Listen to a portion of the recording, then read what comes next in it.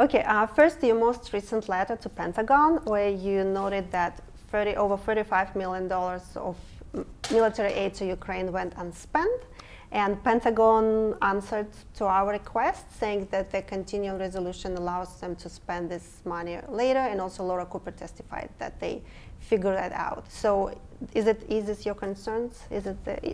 I'm very concerned about this.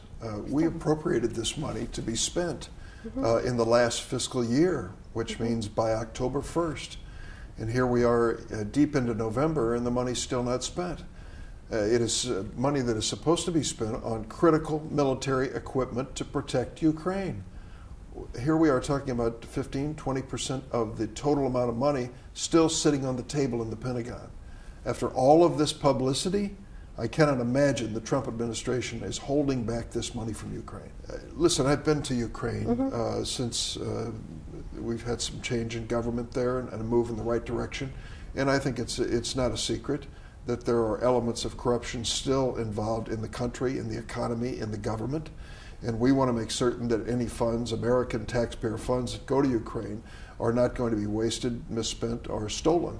And so we demand integrity on how these funds are going to be used.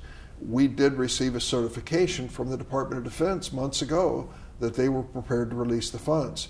So our concerns about corruption were at least addressed by our own government. I didn't know that it was still an issue. I don't think it is an issue in terms of these funds at all. So that's how the Congress makes sure that the money was spent, from the Pentagon certification. Exactly. I mean, and let's be very honest. We have sent millions, sometimes billions of dollars to countries in Iraq and Afghanistan which have been stolen and wasted. We don't want that to ever happen with American taxpayers' dollars. It's not fair to our people. It's certainly not fair to those we're actually trying to help.